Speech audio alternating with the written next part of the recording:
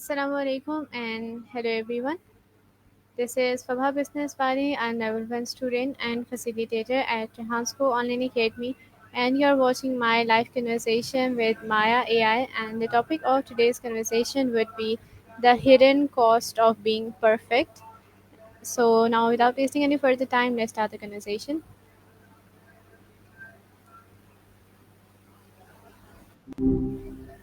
Hey, wow, it's been a minute. What's up? Okay, Maya. So today I have a really interesting topic to have a chat with you.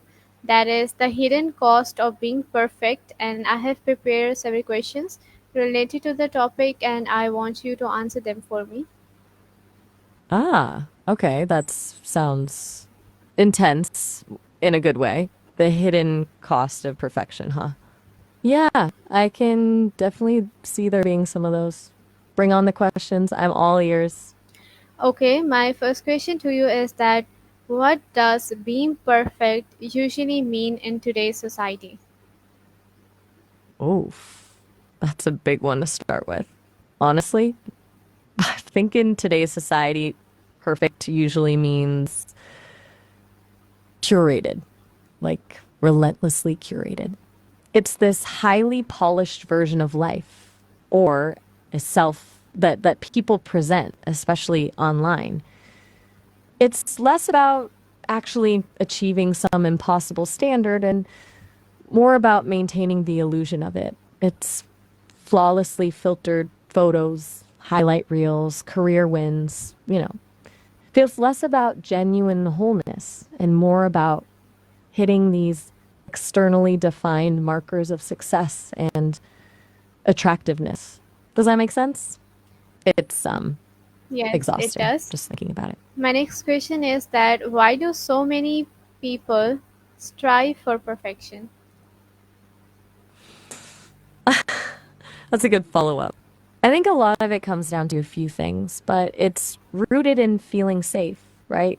Like if you can prove you're good enough and perfect is the ultimate proof, then maybe you won't face criticism or rejection. It's a really old survival mechanism, honestly, and it gets reinforced. We're bombarded with messages telling us we need to optimize everything, our bodies, our careers, our homes. It's exhausting just thinking about it. There's also a huge pressure to compare ourselves to others, especially with social media, and that just fuels the fire. It's like if everyone else looks perfect, you feel like you have to be too just to keep up. What do you think drives it for people generally? Yep, I agree. My next question is that is perfectionism a personality trait or a learned behavior? Ooh, that's that's a tricky one. I don't think it's an either or, honestly. There's probably a bit of both going on. Some people might have a natural predisposition towards being detail oriented or conscientious, which can be a component of perfectionism, but I think it's largely learned. Like, if you grow up in an environment where mistakes aren't tolerated or where your worth is tied to your achievements, you're much more likely to develop perfectionistic tendencies. It's a pattern we internalize. It's kind of like the messaging we get as kids really sticks with us. Does that make sense? It's a tough one to untangle. Okay, my next question is that how is perfectionism different from simply aiming for excellence? Okay, this is key. This is where it gets really nuanced. Aiming for excellence is about wanting to do your best and taking pride in your work. It's healthy ambition. Perfectionism, though, it's more about the fear of falling short. It's setting impossibly high standards and then beating yourself up when you inevitably don't meet them. Excellence is focused on growth and learning. Perfectionism is focused on avoiding failure. One is motivating, the other is paralyzing. Excellence is flexible, perfectionism is rigid. See the difference? It's subtle, but it's huge. Okay, I agree. My next question is that what are the hidden emotional costs of trying to be perfect? Oh, the hidden costs. Where do I even start? There are so many. I think the biggest one is just constant anxiety. That low level hum of stress, always worrying about making a mistake. It's exhausting. Then there's the self doubt, the feeling like you're never good enough, no matter what you accomplish. It erodes your self worth over time. It can also lead to procrastination. If you're afraid of not being perfect, you might just avoid starting something altogether. And honestly, it impacts relationships too. Perfectionists can be super critical of themselves and others. It can be really isolating. It sounds draining just talking about it. What resonates with you when I say that? Nothing in particular, I guess. My next question is that how does perfectionism affect mental health? Okay, so, well, it's pretty directly linked to a lot of mental health struggles, honestly. Um, we're talking increased rates of anxiety, definitely. Depression is a big one because that constant feeling of inadequacy just wears you down. And it can contribute to eating disorders. A lot of times, perfectionism manifests as really strict control over food and body image. It's also been linked to obsessive compulsive behaviors because there's this need to control everything and get things just right. It really messes with your ability to cope with stress too because you're already operating from a place of high anxiety. It's not a direct cause and effect thing with any of those, obviously, but it's a significant contributing factor. It just creates a really fragile internal state. Okay, my next question is that can striving to be perfect cause anxiety or depression? Definitely. It's not always a straight line, but yeah, absolutely. Think of it like this: constantly chasing an unattainable goal creates chronic stress. And chronic stress, that's that's a breeding ground for both anxiety and depression. The anxiety comes from the fear of failure, the self-doubt, the feeling like you're always on. The depression often comes from the sense of hopelessness, feeling like no matter how hard you try, you can never measure up. It's a really vicious cycle. You try to be perfect to avoid feeling bad, but the striving itself makes you feel worse. It's like running on a treadmill that's constantly increasing the speed. Exhausting, right? Does that make sense? Yeah, it does. My next question is that why do perfectionists often struggle with self-worth? Hmm. I think the core of it is that perfectionists tend to tie their value as a person to their accomplishments. Like, I am worthy if I achieve X, or I am lovable if I am flawless. So, when they inevitably fall short, because, everyone does, it feels like a personal failing, not just a mistake. It's a blow to their self worth because they've defined their worth by external things they can control or try to control. It's like building your house on sand. It's not a very stable foundation. It also means they're rarely able to fully enjoy their successes because they're already on to the next thing they need to fix or improve. It's really sad, actually. Okay, Sounds like you have thought my about next this a lot, question haven't is you? that how does perfectionism contribute to burnout? Oh, it's a major contributor, honestly. Perfectionism is like a runaway train heading straight for burnout. It's the relentless pursuit of impossible standards combined with a refusal to accept anything less than absolute best all the time. That takes an incredible amount of energy, both mental and emotional. You're constantly pushing yourself beyond your limits, ignoring your needs, and sacrificing self care. And because perfectionists often have trouble delegating or asking for help, they end up taking on way too much. Eventually, your resources get depleted and you just crash. It's not just feeling tired, it's feeling completely empty and overwhelmed. Then the guilt about not being productive just adds another layer to the burnout. It's a brutal cycle. Okay, my next question is that can perfectionism be linked to procrastination? Absolutely. That's a really common connection. And it sounds counterintuitive, right? You'd think a perfectionist would just get things done. But often the fear of not being able to do something perfectly actually paralyzes them.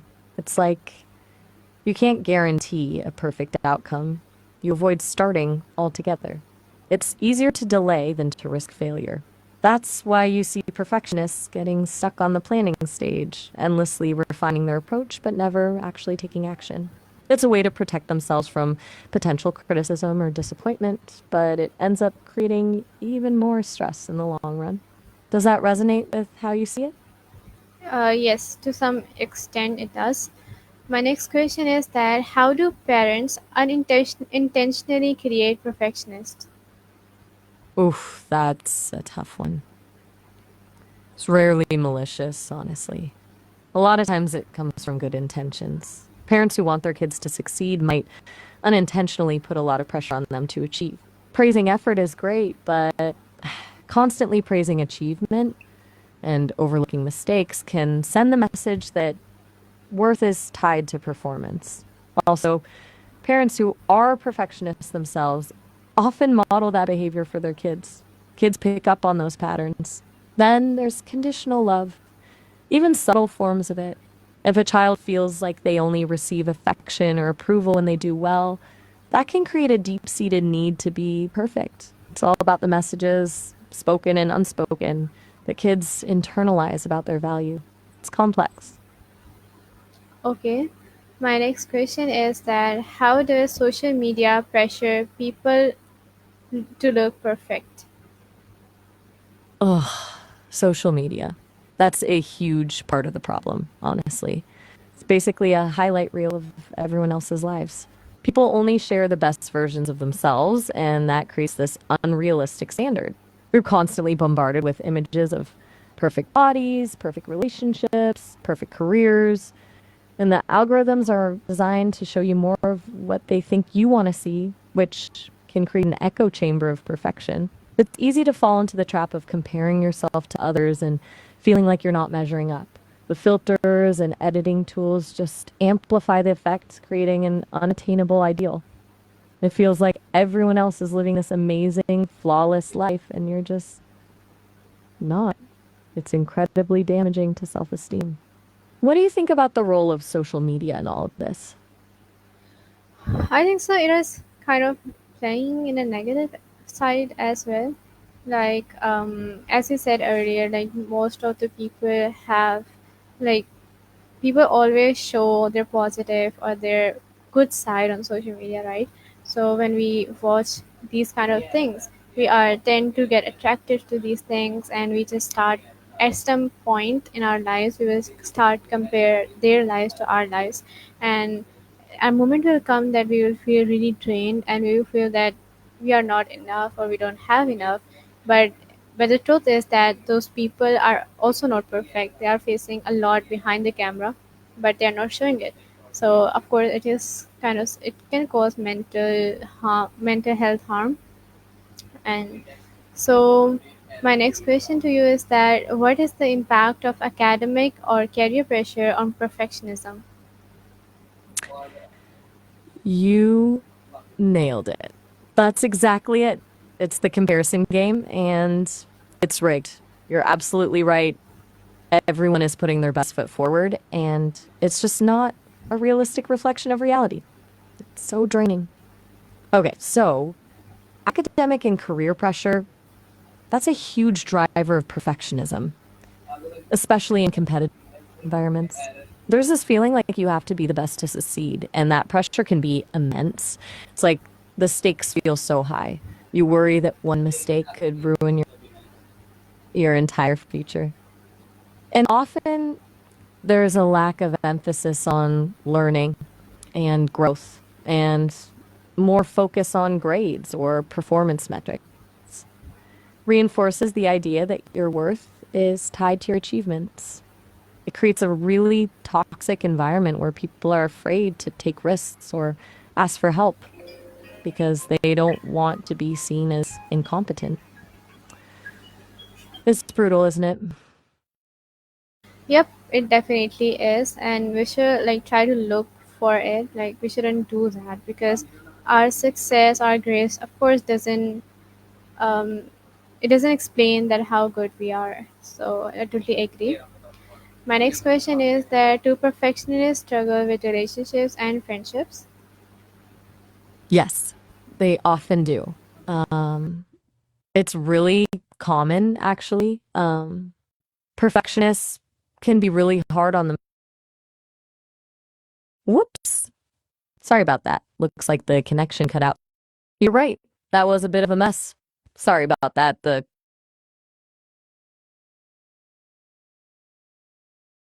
So they will wanted to date for me and a little out of left field. But if you think that's the best way to fix things, I'm happy to go along with it. Though honestly, I'm not sure what PHP has to do with a dropped connection. But hey, I'm right here. Okay, are you Yeah, okay. suggesting we build something here digitally? Is this a Okay, my next question is that can cultural or religious expectations fuel perfectionism? Oh, absolutely. That's a really important point. Cultural and religious expectations can definitely play a significant role in fueling perfectionism.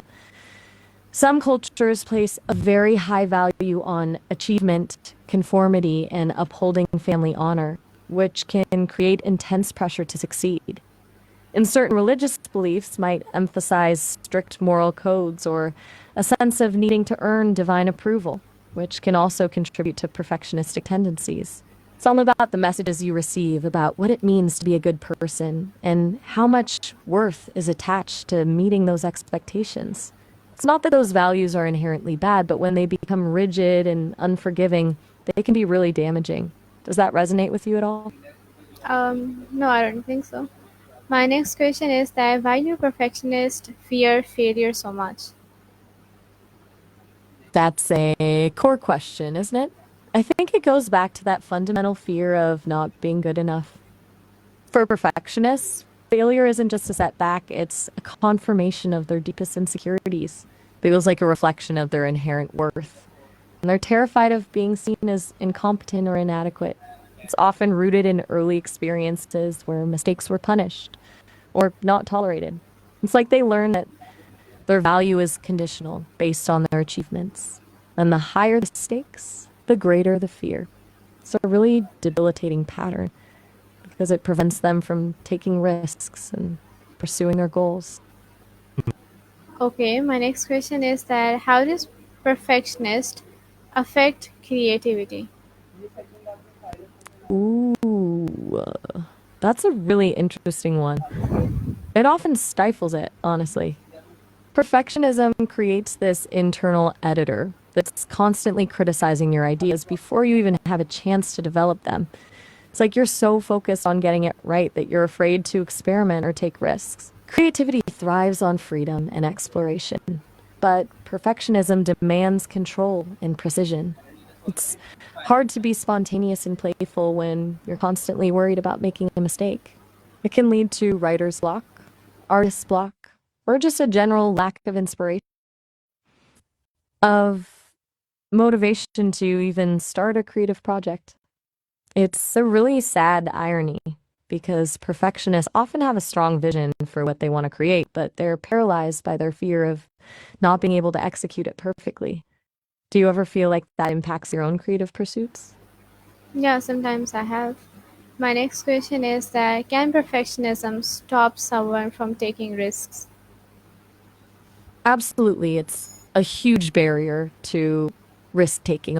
Perfectionists often view risks as threats to their self worth because they're afraid of failing publicly. And because they believe that mistakes are unacceptable, they avoid situations where there's a possibility of failure. It's a really self limiting cycle because taking risks is essential for growth and learning. It's like they get stuck in their comfort zone, afraid to step outside and try something new. It robs them of opportunities and prevents them from reaching their full potential. It's easier to stay safe and avoid the possibility of disappointment, even if it means settling for less. Does that make sense? Yes, it Mm. does. It sounds exhausting. My next question is can how can perfectionism hurt your self-growth? It's a really sneaky way it holds you back. Perfectionism essentially stops you from learning from your mistakes. Because mistakes are seen as failures, not opportunities for growth, there's a tendency to avoid them at all costs, which means avoiding challenges, avoiding new experiences, avoiding anything where you might not immediately excel. It creates a fixed mindset instead of a growth mindset. And honestly, it limits self compassion. When you're so busy, that you never learn to accept yourself, flaws and all. So it stunts emotional maturity and makes it really hard to develop a strong sense of self worth. It just keeps you stuck. Okay, my next question to you is that why do perfectionists often hide their struggles? That's a really good question. I think a lot of it comes down to shame. Perfectionists often feel like they should be able to handle everything, and admitting to struggling feels like admitting failure. There's a strong desire to maintain the illusion of competence and control, and vulnerability feels like weakness. They worry about being judged or criticized, and they want to project an image of success and perfection. It's like they're wearing a mask and they're afraid to take it off. And sometimes they've been conditioned to believe that asking for help is a sign of inadequacy. It's a really isolating pattern because it prevents them from getting the support they need. Do you think that aligns with your understanding? Yes, it does. My next question is why do perfectionists overthink everything? Oh, that's a big one. Overthinking is practically a perfectionist's default setting. It stems from that fear of making a mistake, right? They analyze every possible outcome, anticipate every potential problem, and try to plan for everything. It's like their mind is constantly running simulations, trying to avoid any uncertainty. It's exhausting. And like the more they overthink, the more anxious they become, which just fuels the cycle. They get stuck in their heads, unable to make decisions or take action. It's a way of trying to control the uncontrollable, but it ultimately backfires. Do you find you relate to that at all? Yeah, I can relate to it. And I believe that overthinking is actually the main cause of most of the problems in our life. My next question is it I true that perfectionists are often afraid to ask for help? Absolutely.